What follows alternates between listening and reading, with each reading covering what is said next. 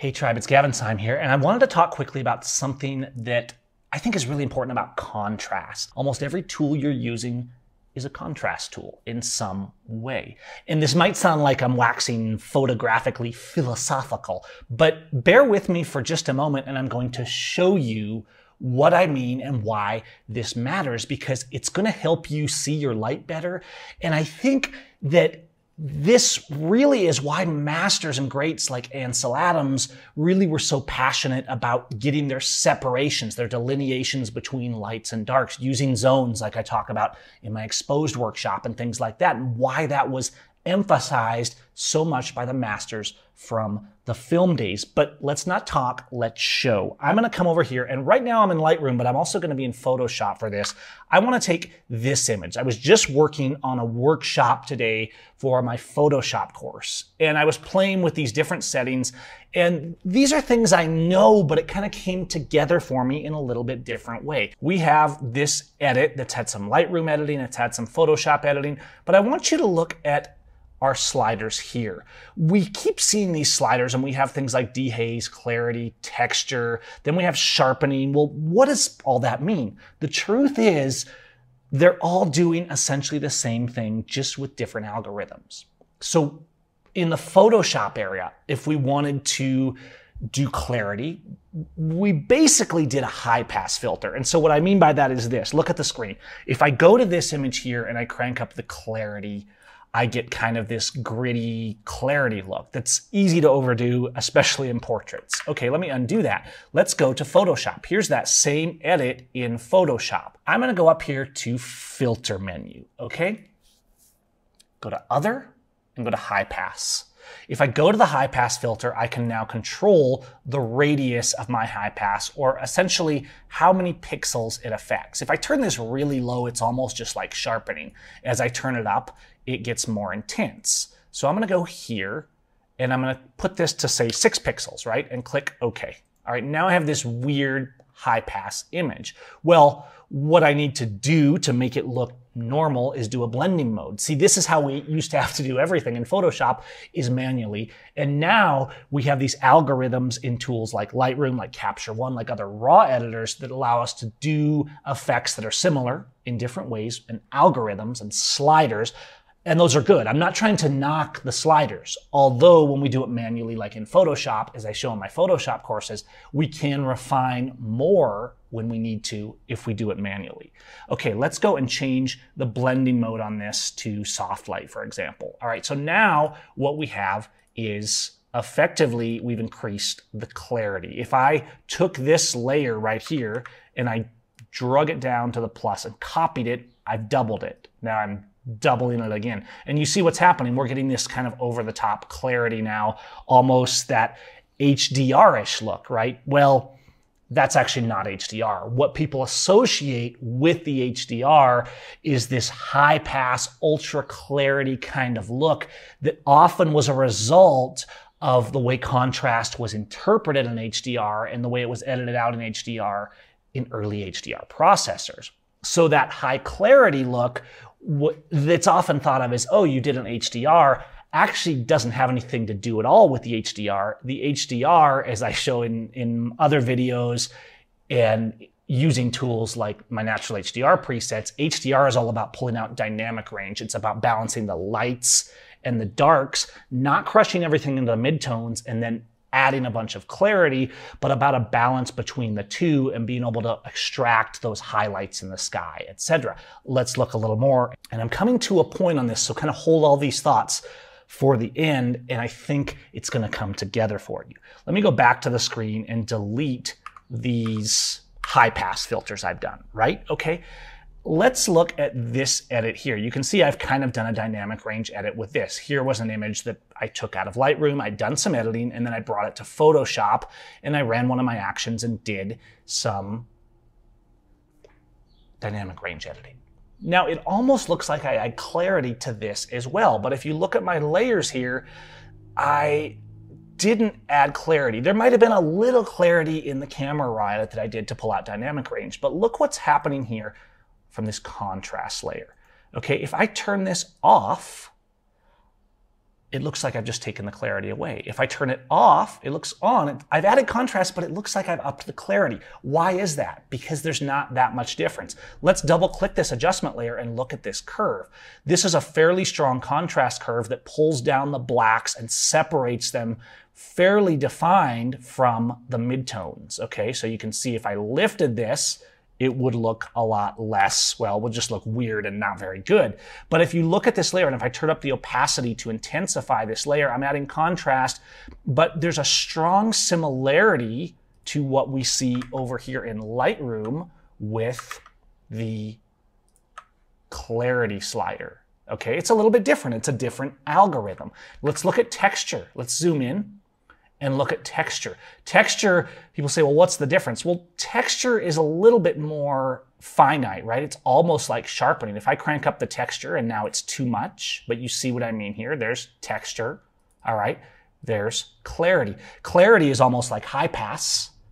And then texture is a little more like sharpening, but they're all defining contrast in one way or the other. That's all sharpening actually is. If I crank up sharpening, notice how it looks very similar to texture. Of course, with sharpening, we can control the radius a little bit more. So as I crank up the radius or the amount of pixels that the sharpening is going to affect in its radius, it actually starts looking a little more like texture and even closer to clarity. What I'm getting at here is not that you should or should not use any of these sliders. Clarity can be very good. Negative clarity can be very good. But if you look at negative clarity, why does it work so good on, for example, portraits? Because negative clarity is actually taking away micro contrast. So it's softening the harsh lines that you often get in a portrait. Let's look at that on a portrait then. Here's an image right here that is from a raw file, hasn't been edited in Photoshop. All I did was apply the Portra 400 look as a color grade from the Filmus collection and did a little bit of tweaking of the exposure. Now it's kind of harsh, and actually that's why I was just using this image in my recent Photoshop workshop to illustrate that. But if you look at this here and we see as I pull the clarity down, it takes away those hard lines and edges on her face, the specular highlights, and it actually helps. The problem is we don't have a lot of granular control when we just have a slider. If I crank clarity down and then do some texture down, I can actually get a fairly quick representation of a soft skin tone type image, but it starts to take on that pasty look. So let me reset those. And obviously, if I increased clarity, what am I doing? I'm just increasing that element of contrast, which in this case looks horrible. Oftentimes people look at the clarity slider and they think, oh, I want a clear image, right? So they crank the clarity slider up. Just like when we hear, oh, this lens is really sharp.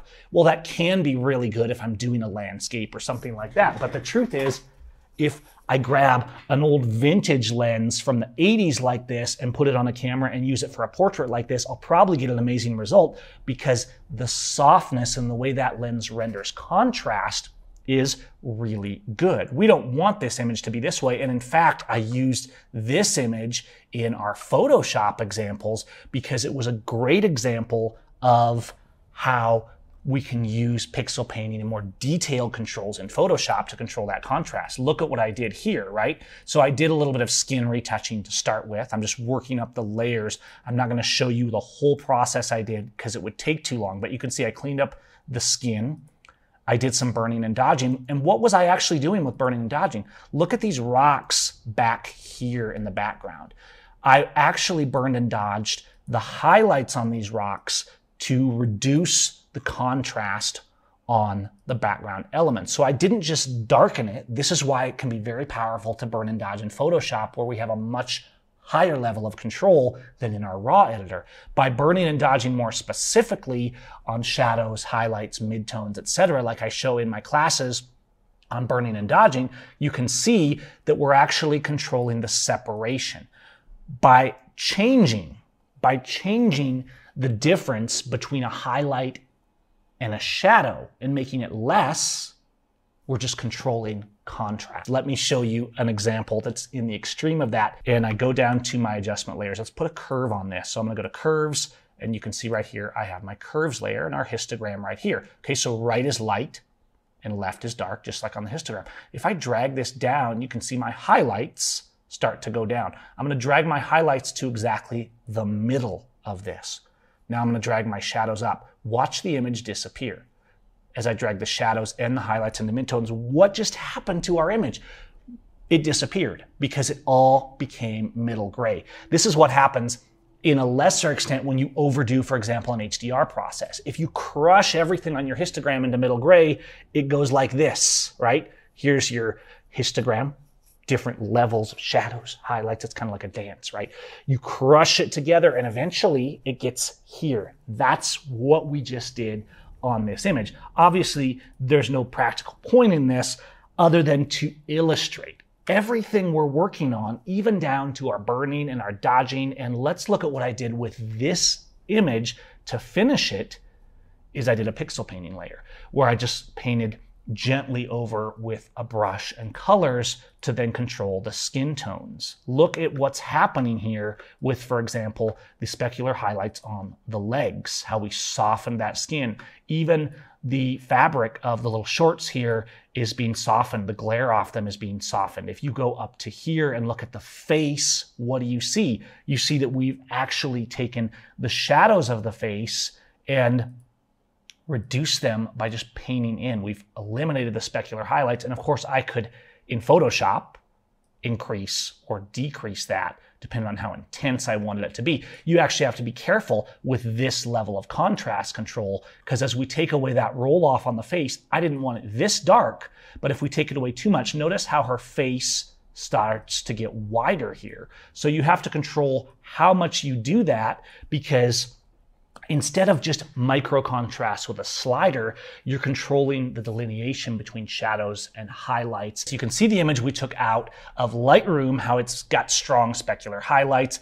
And then here is what happened after all the Photoshop, right? Just like I would take an image into Photoshop, for example, to eliminate clipping using a pixel painting layer, because I know that by actually painting over, I can get a more complete effect than just doing a highlight recovery. Everything we do as we edit an image, regardless of where we're editing it, in essence is about controlling contrast. And there's different tools and algorithms. We can use clarity to our advantage and we can easily overdo it and make it mushy. We can use texture and we can get a similar result by using sharpening, but in certain cases, texture is going to be better. Sharpening is normally something you apply at the very end before you go to print, because it tends to be for very fine details. But we can also get a similar result to clarity by using a high pass filter in Photoshop. We can even get a similar result to clarity by how we make a curve layer. My point is not that you need to use one tool or the other specifically.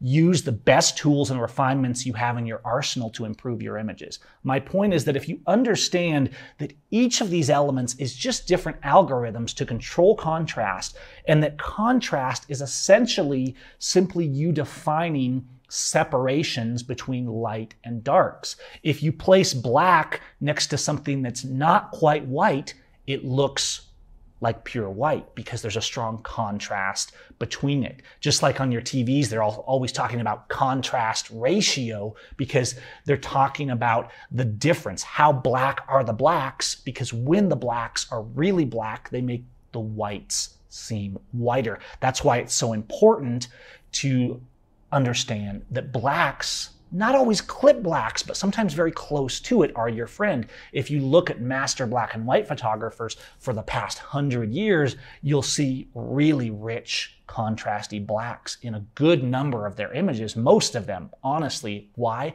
Because the blacks create the contrast that help you see the things that they want you to see. They help you see the lights. They make the whites whiter. They make the pop more. And you can actually do this with color sliders as well. If you have a strong delineation of color, for example, blue next to orange, it's a strong separation. They're the contrast to each other on the color wheel, and they pair well together. If you see them side by side, they create a strong contrast. So you have the tonal value creating contrast through sliders, through layers, and then you're adding, if you're doing color photography, you're adding in the colors to actually accent that even further, just like I will lighten or darken greens, saturate more or less reds or oranges. But do you see what I'm getting at here?